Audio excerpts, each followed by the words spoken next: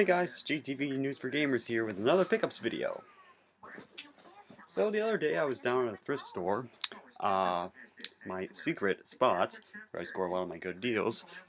I'd love to tell you guys where it is, but a good magician never reveals their secrets, and neither does a good treasure hunter. So let's get started. Found myself a Transformers animated puzzle for 30 cents. Right there. As you can see, it's got a Starscream, sorry about the glare, Lugnut, Megatron, Black Arachnia, Lockdown, and Blitzwing on it. Transformers animated, if you haven't seen it, really good series, so I definitely suggest you watch it. Speaking of Transformers, found this little guy. It's McDonald's Happy Meal toy of animated Ratchet. He's actually one of my favorite characters on the show. He was only 25 cents. He was in a bin with a bunch of toy cars, and I guess they didn't know what he was. It's real easy to transform. You just peg his head in there, snap these into place. Just give me a minute.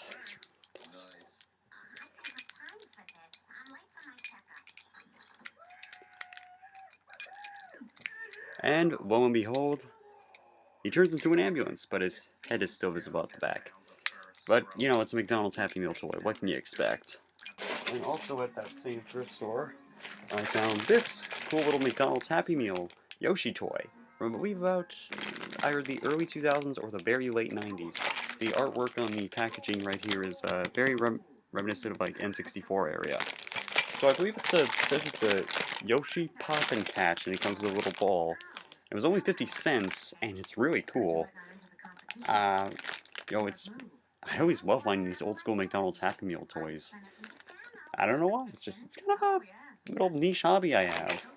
For 50 cents, it's a Metabot Metabee model kit. Metabots, for those of you who've never seen it, was a really cool show on YTV back in the day. It was an anime, and I remember watching it. I actually have the first DVD of it, and you know, it's definitely a really cool. It was a really cool show, and it had a lot of cool toys, and this was one of them. They have some new ones from Japan. Bandai's D-Arts line, but they're pretty expensive, and there's only a few of them. So I'd rather look around and try to see if I can find the old Metabots toys. And Metabee was the main character in the show, so he's a pretty good find for 50 cents, and all his parts are there too. And speaking of anime I watched growing up, for $2, this bag of Battle B-Daman figures. These are complete. They've got the launchers, and their stickers are already there. There's bonus stickers, and they're all put together. I remember B-Daman. They actually recently revived it as B-Daman Crossfire. If you haven't watched the show, it's actually pretty good. I haven't tried any of the toys, though. I'm just such a big anime geek, especially considering children's toy-based animes are kind of the only animes on Canadian TV these days, because YTV apparently saw it fit to get rid of shows like Inuyasha, Fullmetal Alchemist, and Ghost in the Shell Standalone Complex, and Eureka 7, because they want to be the new Family Channel. Remember when Family Channel was good too and aired shows like Gargoyles?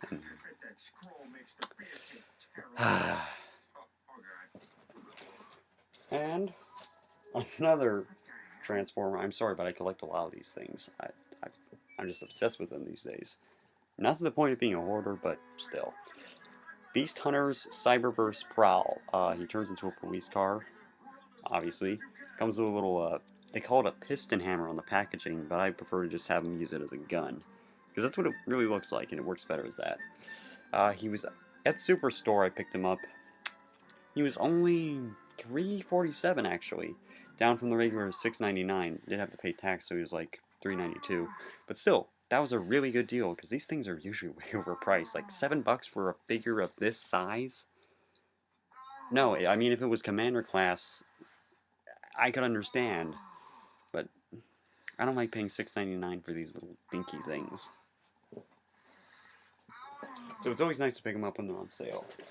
And finally, the thrift dwellers have their maple syrup pickup of the weeks, but I am introducing something new. It's the Golden Boy pickup of the week. Because we have the Golden Boy, who is the symbol of Winnipeg. Pretty cool. I remember actually going to see him when he was being built on a field trip when I was a kid. But anyway, we have here two Xbox games, original Xbox games. These are both complete, and they were only $2 a piece. So that's really good. First one we have is Land of the Dead: Road to Fiddler's Green. It is complete, as you can see. Got the manual and the disc. It is, in fact, based on the George Romero film. Now, apparently, I haven't seen all the Dead movies. I've seen Dawn of the Dead and Night of the Living Dead, of course, because those are the classics. You gotta see them.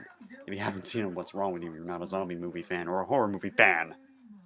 Sorry. I'm very passionate about horror films, especially Romero stuff. I've heard Land of the Dead is one of the not-so-great of the Dead films that Romero directed. But, you know, any zombie games, I'm usually down. Dead Island, Resident Evil, you know, even Plants vs. Zombies I've played a few times. So yeah, it's definitely cool to have this, and to have another Xbox game for $2. Pretty cool. And, of course, the best one out of the lot, Ninja Gaiden for the Xbox. It is complete. Manual, kit, disc. And this is actually one of the big selling games for the original Xbox. It's had two sequels.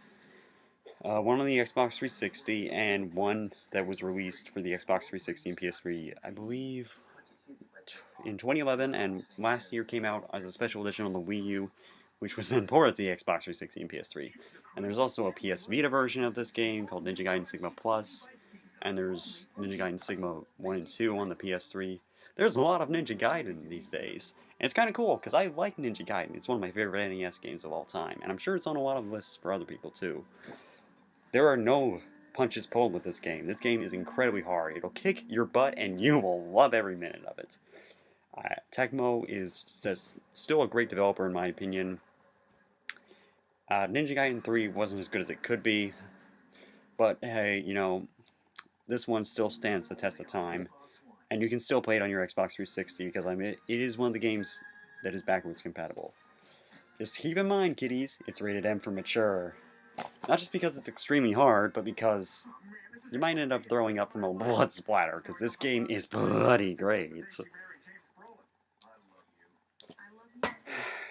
So, those are my pickups for this week. Hope you guys enjoyed watching. Remember to like, comment, and if you can get a subscription from me, that'd be great. If not, hey, no hard feelings.